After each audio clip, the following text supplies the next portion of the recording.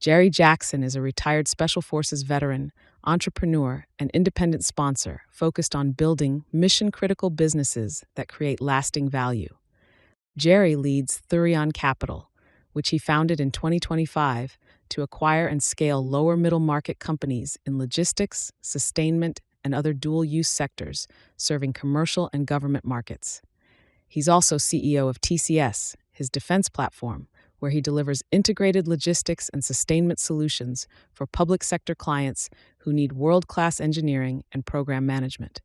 Jary founded Intrepid Prosperity back in 2015, a talent and human capital firm that places high-performing veterans and elite operators into roles where they can do meaningful work. The firm offers scalable talent solutions for small businesses, M&A, and defense contractors. We're looking forward to hearing about Jary's journey.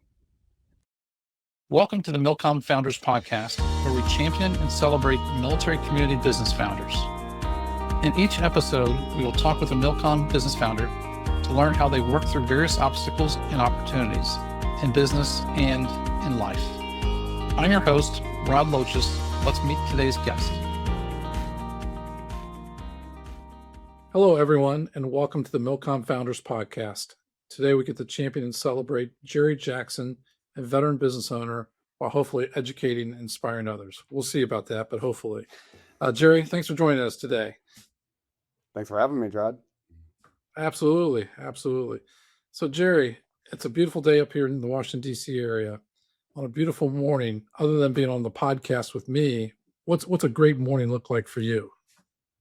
A great morning. Actually, I wake up at 5 a.m.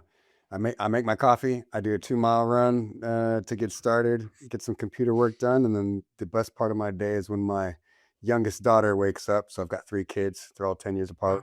Oldest is 23, youngest is 3. So I get to wake up with her, kind of snuggle with her, and that gets my day started.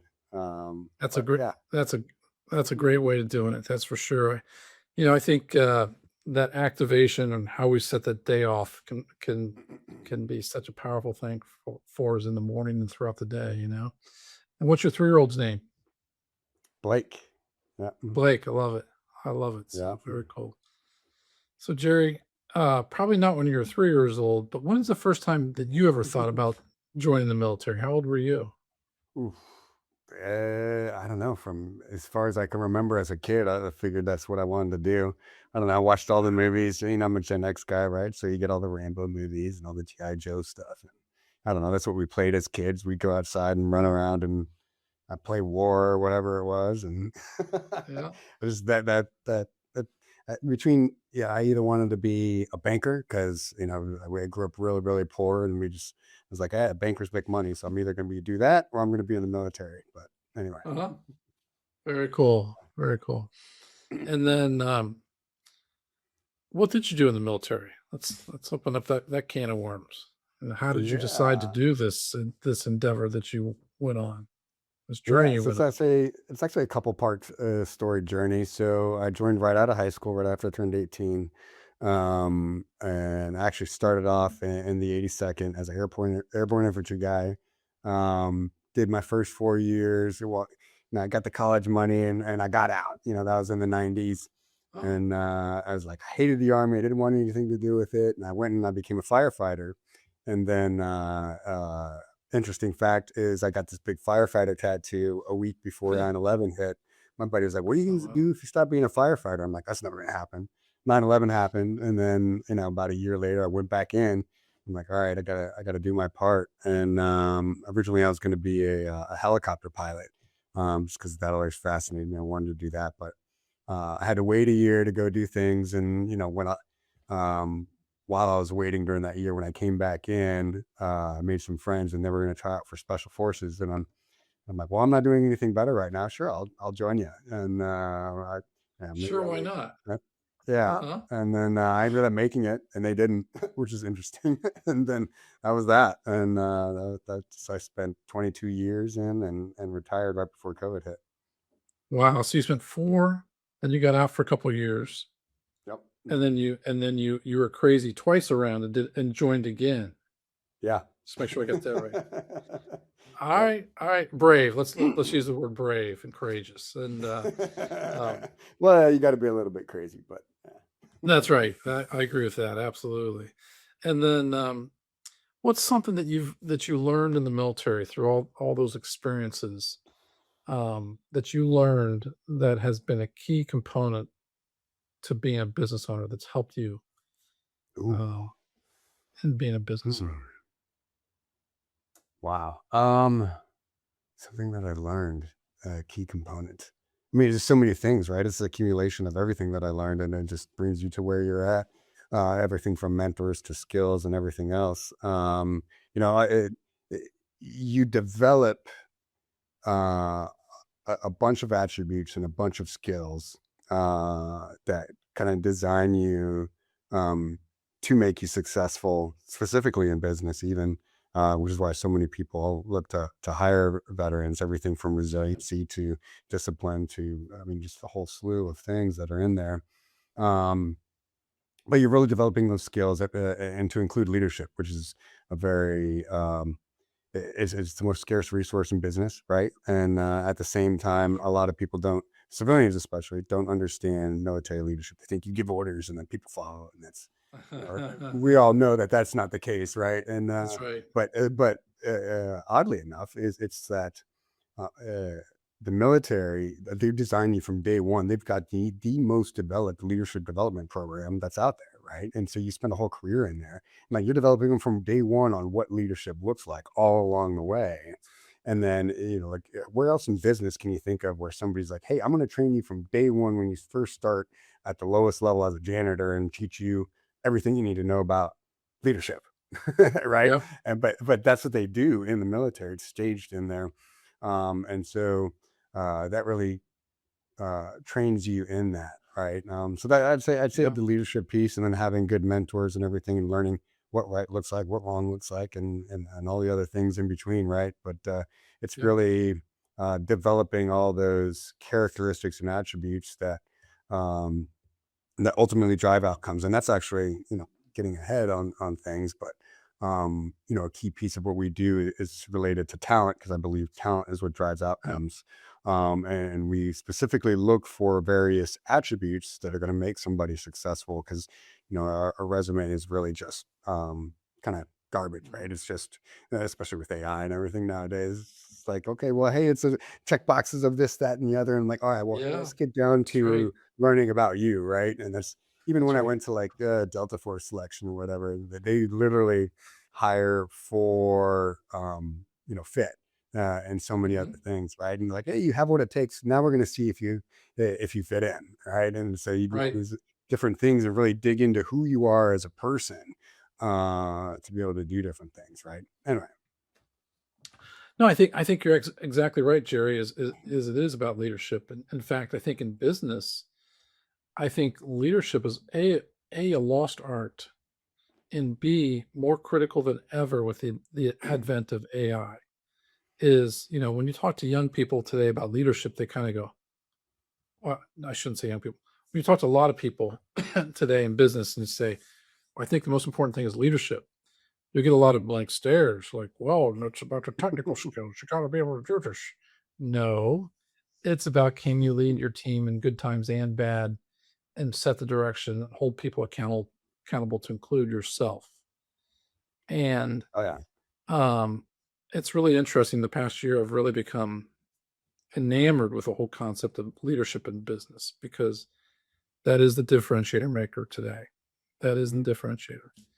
And so I think you're 1,000% correct. And I can't even imagine what you learned as far as leadership being in uh, the special forces. That's got to be a whole nother level of learning and embodying and doing. You know, jeez. So Well, pretty and amazing. working, you know, you're working by with and through other folks and our partner nation forces and so many other things, right? And it's how do you get to influence different people who like you, people who don't like you, know, like Yeah. the whole gambit of everything, right? And there's, I think leadership is one of the, I mean, there's more books dedicated to that than so many other things, but yet, you know, everybody listening can cite a million examples of bad leadership that they've seen, and the civilian sector on things. Yep. And I'm very, very pro veteran in so many things. And I think back to, and I can't remember the exact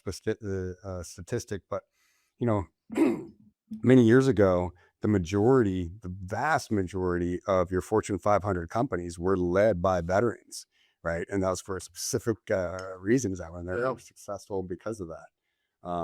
So, yeah. I remember at the Veteran Edge IVMF event, there was a guy there, I think I might introduce you to him, who was doing the study on leadership in business, veteran leadership in business, and how important it is. If I did introduce you, I will. He's from Colorado. I can't think of his name right now, but pretty cool guy, and how important that is to do that research. So speaking of, what is a good example of leadership that you saw or experienced in the military that you're like, that's the guy or that's the moment and there's got to be a lot of them, but yeah, I mean, one of those there's so many of them. I can think of two that were kind of shaping for me, right? One was, and on a special forces team, right? You've got the officer that's there leading the team, but you've also got the team sergeant who's been there, forever, and he's the most experienced and whatnot. And so they have kind of different roles, not dissimilar from business where you have a CEO and a COO that's in there, but and I was an enlisted guy, and when I first got to a special forces team, one of the things was, it's not like, hey, you win your Green Beret and you made it, right? And it's like you have to. They got the saying that, hey, you have to earn it every single day, right? Before you find this stuff in the hallway. But I remember, and it's like, hey, I thought, my first deployment, doing different things, and I would do all of the things that I needed to do at a very high level, but nothing was ever kind of good enough, right? There was always room for improvement. And I remember my first team sergeant, and he would always drive that improvement, always drive you to be better, and very detail oriented. And he just drove like a certain level of work ethic and different things, but I would also teach you how to do it, but also give you enough rope to let you fail and learn from it, right? Because that's the only way you learn and develop, by facing challenges and whatnot. So a lot of huge, great leadership lessons from him. And, like everybody on that team, it's probably one of the most closest knit teams that was in there. And he really drove the team dynamic. And it's probably one of the strongest teams I ever saw on a special forces ODA. And then the other one would be on the officer side of things, and really just seeing another key leader. I saw them as a team leader through a battalion commander to, like, being at the group level on different things. And one of the key things that I took away is that, one, he really cared, and it was selfless service. So he cared more about the people and what was best for, the mission, and the people understood how the people are what drive outcomes more so than their own career or anything else. And so you get that selfless service in there, placing people first, because then, in special operations, the first imperative is that people are more important than hardware, right? And I've adopted that into business myself. That's one of our core beliefs, right? Is that, hey, people are more important than hardware. You got to place them first, and it's the reason why we exist, and that we can accomplish the mission that we do. Absolutely. Thank you for sharing those insights. That's two great examples. I'd ask the names, but probably better not to. So you have a unique, not unique. You entered business. How did you go from being in the military to being a business owner? I think it's a unique story. It is interesting. So when I got out, got my MBA right before I retired, and I thought I was going to get into investment banking and that sort of thing. And I actually had one person, I got a lot of no's. I applied to 1,000 jobs and had less than 10 interviews. Even though, like, hey, I've career special forces guy. I know how to articulate my value. I've got an MBA, Yeah, I had one person tell me I was too old, and I'm like 42 Wow. years old, and I'm like, what do you mean I'm too old? And then I Uh, had for a big bank, and I won't mention the name on this one, but there was a big bank veteran recruiter told me nobody's going to take a chance on somebody unproven, and I wanted to oh, reach to wow. this phone and choke this guy. I'm like, you're a veteran recruiter, Yeah. and you're telling me this, and that gave me a kind of chip on my shoulder that kind of like formed some of the things that I'm doing today. But in any case, got part of another network that's specialized to help transitioning special operations veteran and connect them with business leaders. And one of them was another veteran business leader who it gave me an opportunity. And I started off as a material handling consultant. And basically, if I went on a warehouse, I sold it, and I'd go into all these small businesses and figure out how to make them more profitable and more productive, which I really, enjoyed, that aspect of it. So I'd always have these conversations with business owners and how they get started. And there was another veteran business owner, and he said he had just bought this company. I'm like, wait, you bought this company? How'd you do that? He's like, yeah, I didn't Uh-huh. have any money. My credit was horrible. And introduced me to his investors and the whole SBA model on, how I can acquire a company using 7A loans. And I went to, one of their early boot camps before like the whole entrepreneurship through acquisition thing really became mainstream that it is today. And as soon as I went to that boot camp, I was like, that is what I'm going to do. 100%. Like, no doubt. That's what I want to do. That's what I'm going to do. And it was off to the races after that. So What's the started name of that looking for. organization you're involved with that helps do that today with veterans? What's the name of that you're involved with? Yeah, so the one I actually went to was SM Boot Camp, but it wasn't veteran specific. He actually did a veteran specific boot camp, but the other one is Owners in Honor. And Uh, that's a 501c founded by Pat Flood. He was also in seventh group. So me and him we're there at the same time together in different aspects. But yeah, Owners in Honor. So he's specifically helping veterans to learn how to acquire companies and do that sort of thing. And then I'm also involved with the trying to help out with the SM boot camp folks, just because that's where I originally learned how to do it as well. So my office is right.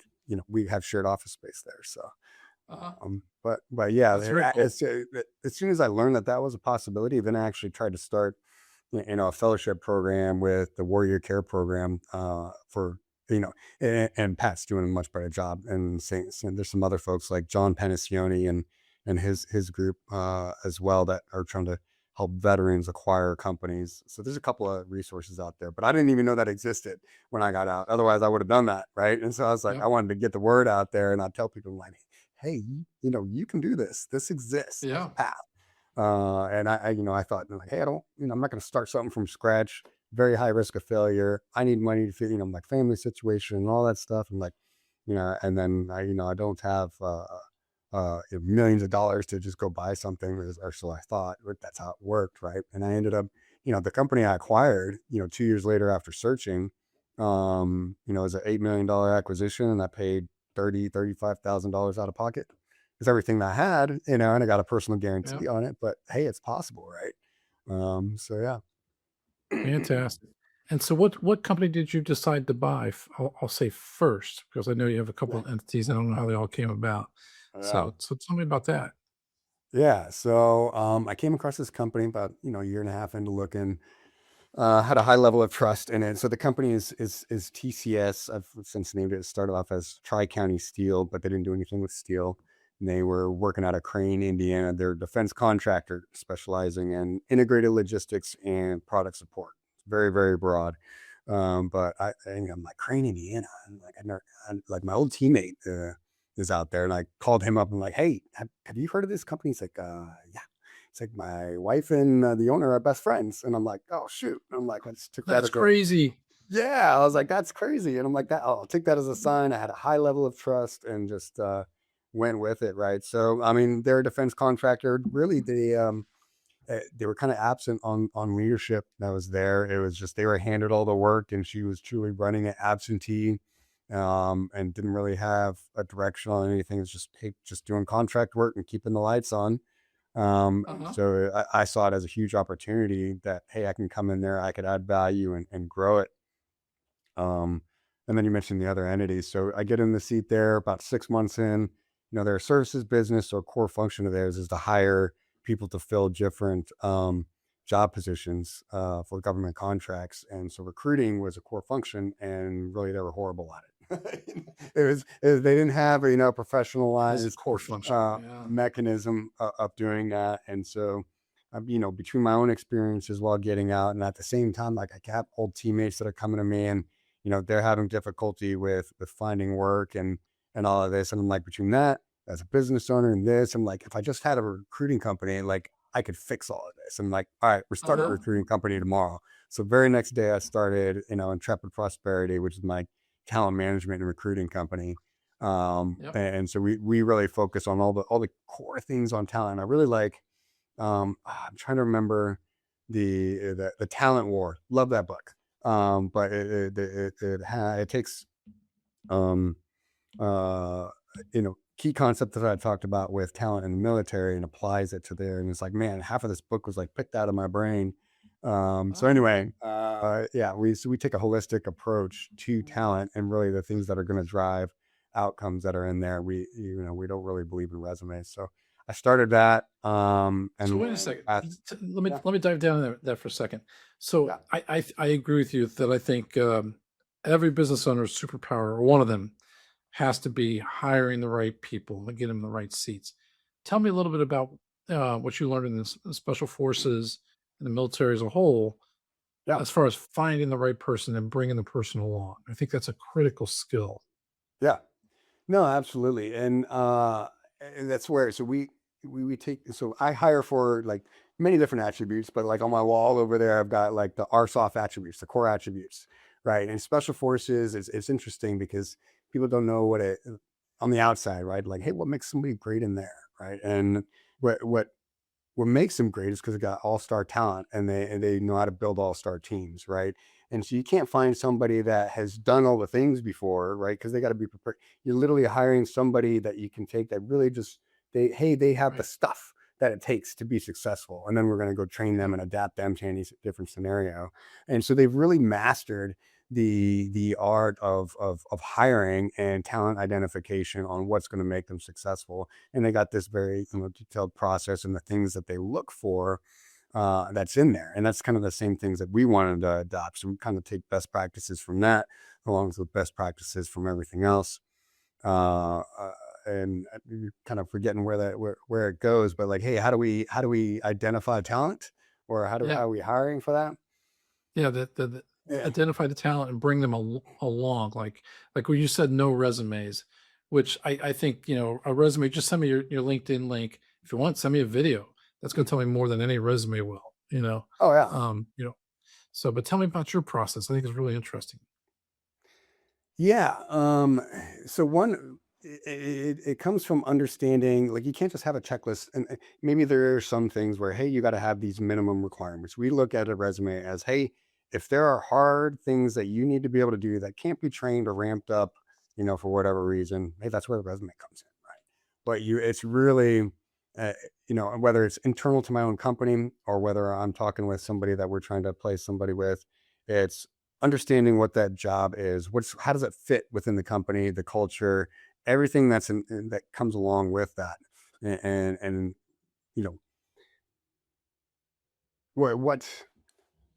what skills does the person need to be able to do the job?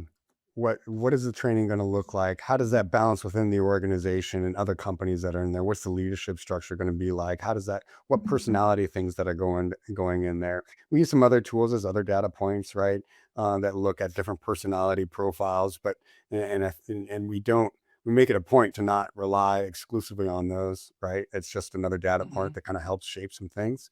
But we look at behavioral attributes. We ask the pertinent questions to really dig deep and understand what the role will require, what the culture will be like, how does somebody fit within there, how do they grow within there.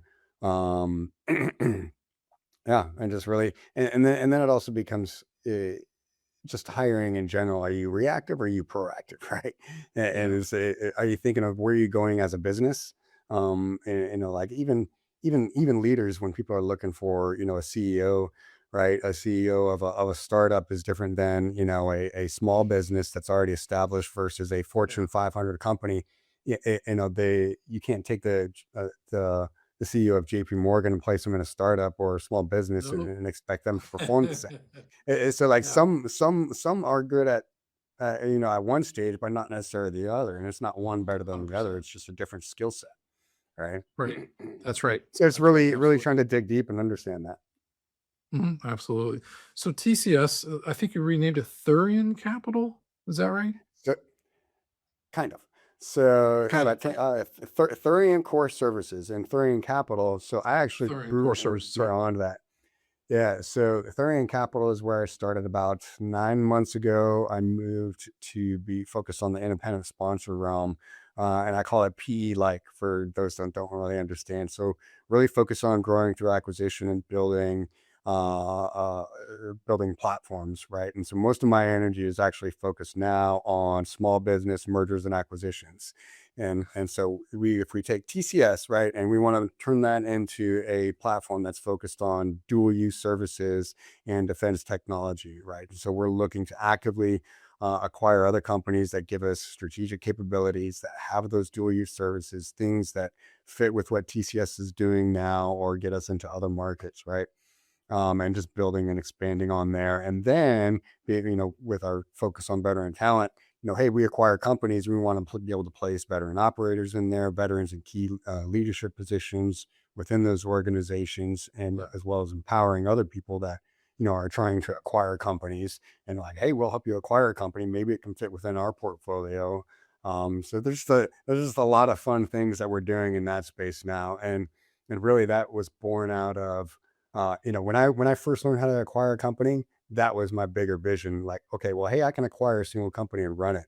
That's my foot in the door. Like what I really wanted to do is I wanted to be on a much bigger strategic picture. I love building the all-star teams, right? And I get to put these things together, and I love peeking under the hood and look at a million deals. And I'm ADD as heck too, right? So it's like, I can't do the same thing, day in, day out on That's another superpower as far as I'm concerned, right?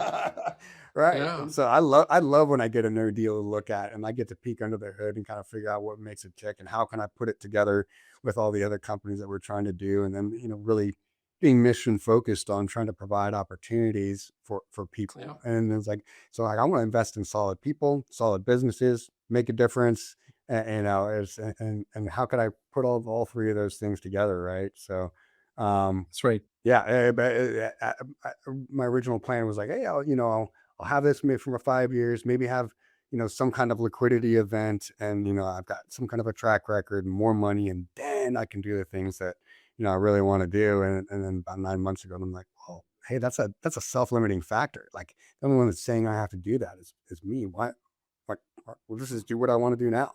Right. And part of that is like constant introspection, right? And we're always, developing and learning and different things. And we're one of the. And do you still run the different businesses by yourself, or do you have different team leads in there? Or how are you juggling those different entities and your time?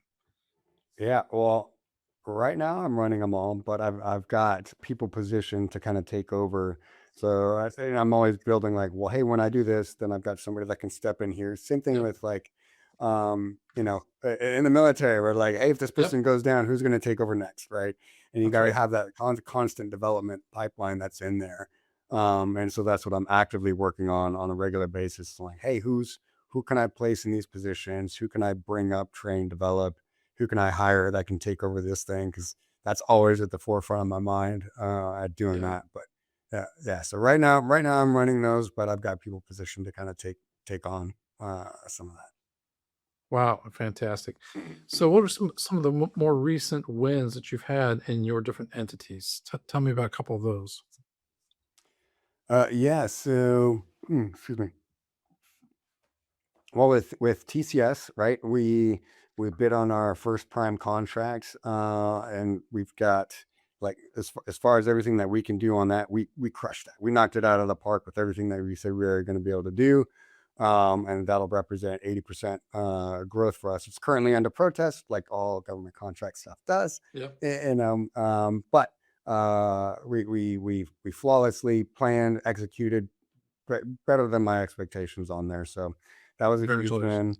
there on Intrepid. Hey, we've made a couple good key placements in some other private equity like roll-up companies, other veteran-owned businesses that are there. And we've got a couple really solid projects that just kind of landed out of nowhere that we should be coming to market here really soon. That'll benefit a lot of veterans in the defense industry. So I'm excited about that. And then for 30 Capital, we've got a significant expansion. It's 3 times as big as TCS right now. We got that one under LOI right now. So we're working on the capital raise to acquire that. Nice. And that's where, hey, then I can have somebody, run that other one. And then it'll just provide a ton of opportunities for people. So I'm excited about that. And then following on the tail end of that, we've got probably 3 more that we might have under LOI in the next 30 days. So very busy, but good problems to have. Wow. Hey, business is a lot of fun. It's exciting. And there's always, it's always great to hear about the wins.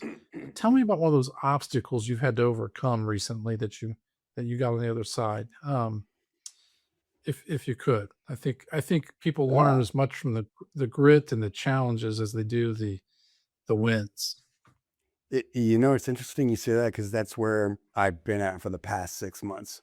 And I'll try not to take too much time. So I actually found what I focused on is kind of becomes things, right? Same thing with plan goals. I was so risk averse my first year owning the company and thinking about all the things that can go wrong that I like almost obsessed about it, right? To the point where like that would become, it would create challenges, right? It would come through in how I talk about my business. It would come through, subconsciously on different things. And then I realized, I'm like, man, I'm putting all this negative stuff out there because I'm always thinking about all these bad things. So like things weren't going that great during that first year. And honestly, that's to be expected. It was like, if anybody's getting in business, like, hey, you're going to get punched in the face a million times. That's just part of it. You got to kind of love a challenge, right? Which I think we do as veterans very well. But to bring it back to your question, I've faced a lot of challenges, and that's the opportunity for growth. I've kind of hyper transformed over the past couple months because I've looked at every single challenge and opportunity on, hey, how can I pivot and grow and learn? What do I need to learn from this? Where do I need to be going? And focusing my energies. Everything from the M&A side of things. So when TCS, it was, I perceived that financial things. I'm like, okay, well, hey, how can I adapt and do the different things to fix these specific challenges? And that led me down a road to a bunch of solutions that ended up working out. And then that was when I also came across like, hey, what's going to give me the most impact, and the most results and the highest ROI, and aligned with where I'm trying to go big picture. And that's where I came up with 30 Capital and started going down that road. And that led me down a road, to where I'm at. And then, I'm getting deals under LOI, and hey, now I got to do all these other things to be able to close on that deal and make that happen. And just learning, and it forces me to do a bunch of things that I'm uncomfortable and haven't done. And that's where the growth opportunity comes from, right? You got to do those hard things, and you just got to know you got to do the hard things because that's what makes you better. And then this is a lot of it, right? So there's everything from the AI and to I know it's interesting because we're writing a book right now called The Ready Founder, and we all hit hard times. We all hit hard situations we got to get through. And what we see is a couple things. One is if a founder is coachable, and if they're willing to do the hard things earlier in the process, i.e., what if you have to let somebody go, but you wait and you wait and you wait. You have to let them go I'll just say for performance. All that happens is that person infects the rest of your more of your company. Yep. And that waiting is a real challenge in business typically. Deal with the hard thing here and now versus waiting to deal with whatever that challenge or obstacle might be. So fully agree with bad that. news doesn't get better with time. That's actually a very common problem, right?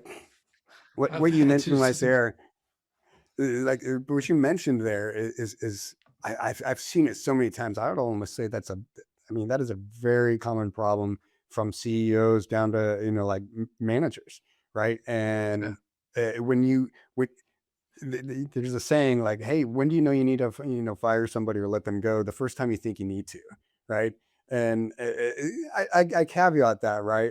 If you also have to ensure, hey, do they have what it takes, right? Do they have the capability to be able to do it? Do they want to, right? And then, have they been given the tools that they need to be able to do those things? If all those things are a yes, but you still think it's not a right fit, they got to go, right? And the organization transforms sometimes, and some people, might be a great fit at one stage of the company, but not the next stage.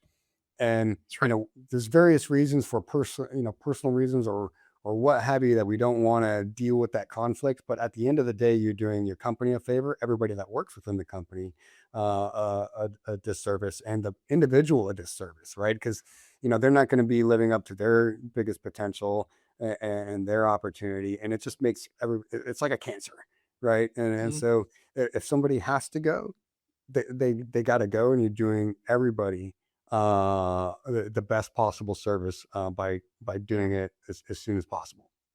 Absolutely. So, Jerry, being a business owner can be kind of a lonely spot. You're like, okay, and how do you, or how have you made sure that you got the right team, cohort, posse around you? What have you done to fill that gap? Yeah, as well, you hit it right on the head, right? It's like living on an island. That's Yeah. probably one of the biggest challenges as a veteran business owner, right? Like, so we, in the military, we do all these awesome things as a team, right? And and people will say, well, hey, do you miss it? And like, everybody says they miss the people, right? You miss the Yeah. people, and miss the culture, and the people that made you, like, I feel like, man, when iron sharpens iron, right? And it's like, oh, That's right. I'm a better, like I feel more switched on, more empowered. I feel like a better version of myself oftentimes when I'm around the, other like-minded folks.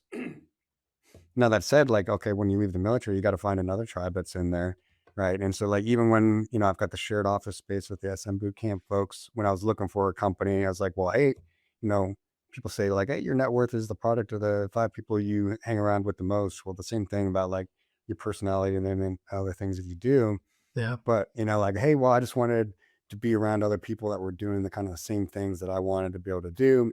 And then, beyond that, then I found out, another 7th group guy, he was involved with Veterans Edge and CEO Circle with IBMF, and it's like all veteran business owners. And I'm like, well, heck yeah, and like other veteran business owners, let's do that.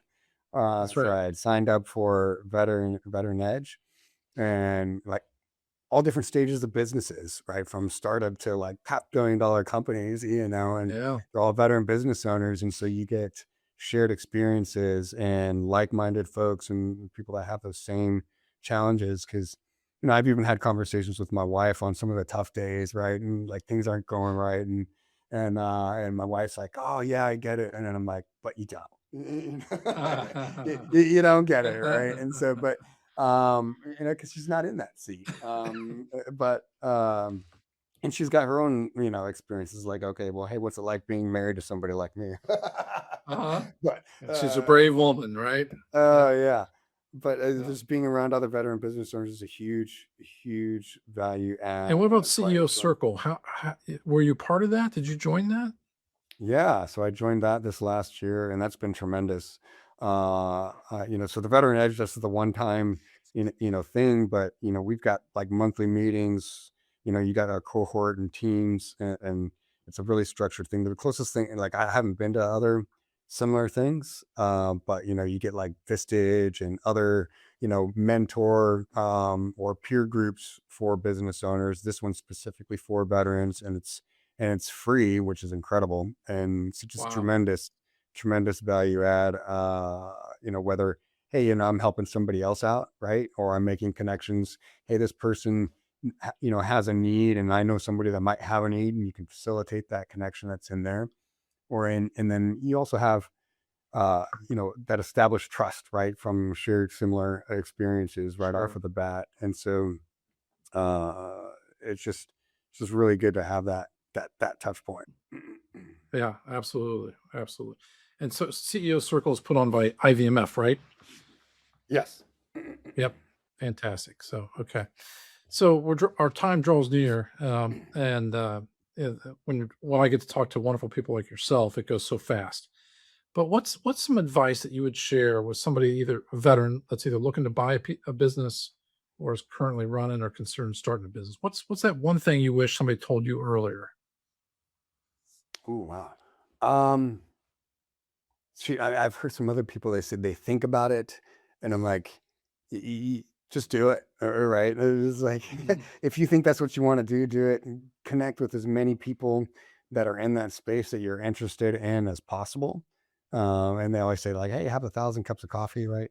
But remove the self-limiting factors, remove the self-limiting factors, and then, just go out and do it, because it's going to set you down on a path. And then networking with as many people as you can that are in where you want to be at. That's right. Lift others up, help other people along their journey, I think. Yeah, absolutely. And are there any other final questions I should have asked you? I mean, there's probably there's about 20 others I want to ask, but what's, anything else? Oh, shoot. I don't know. Not that I can think of off the top of my head. That's pretty common. So, just if anybody's listening to it, like, hey, like my email and phone's always open. So I actually love having conversations with other folks, and just like on a regular basis. I'll probably have a phone call a week with somebody, just, That's awesome. and interested in learning stuff. I'm like, yeah, I'll help you out in any way I can. Yeah. And what's a resource that you would share with other business owners, especially veteran business owners, that you're like, hey, you got to join this, or you got to read this. What are those books or resources or whatever that you would say people need to know? Man, I got a whole library of books. I'm like, well, that's the other thing. Read books. Like, I'm always reading a book. It's one of my interview questions. I'm like, hey, what book are you listening to or reading to right now? Right. But the resources, well, obviously the IVMF programs are huge. Key transition programs, right? THF, the Honor Foundation, I wasn't really aware of that when I went through, but I went through. Local to Tampa is the STAR network. That was that network that I was talking about. So get a network focused on veterans in an interest area of yours. So get a network, get involved, start looking up community events, and just start having those conversations, because that'll figure out, you'll start going down different roads on what start shaping things for you a little bit more clear. And then, I think that's a good starting point. Yeah, fantastic. Appreciate it. Jary, who's another rock star veteran business owner that I should have invite onto the podcast? Ooh, rock star veteran business owner. There's so many. Like, everybody in my CEO circle read one cohort. Let's see. Channing Walker. He's the one that got me into everything. And then Charles Masters. He's actually got the startup side of things. So Charles Masters is also in my group. He's in Miami. He's got 2 companies now. One that he started, and then he's got the fundraise thing going on, and then so I got like a million different Charleses, and then that's a great Charles, a great one. Chris Gonzalez is really good too. So he's also in my group. Got it. Well, fantastic. Hey, Jary, I want to say thank you so much for your time and your insights today, and your energy, man. I keep bringing it. That's for sure. Hey, we're going to donate $100 to the Milcom Founders Scholarship Fund that we have in your name. And nice. Man, I really appreciate your time and insights. That's for sure. Thanks for joining us on the Milcom Founders Podcast. If you know a Milcom founder with a story to share, reach out to us at milcomfounders.com. For each guest on our show, One Degree Financial donates $100 to the Dick Wojcik Veteran Entrepreneur Scholarship Fund, supporting education for children of a Milcom business owner. Stay ready.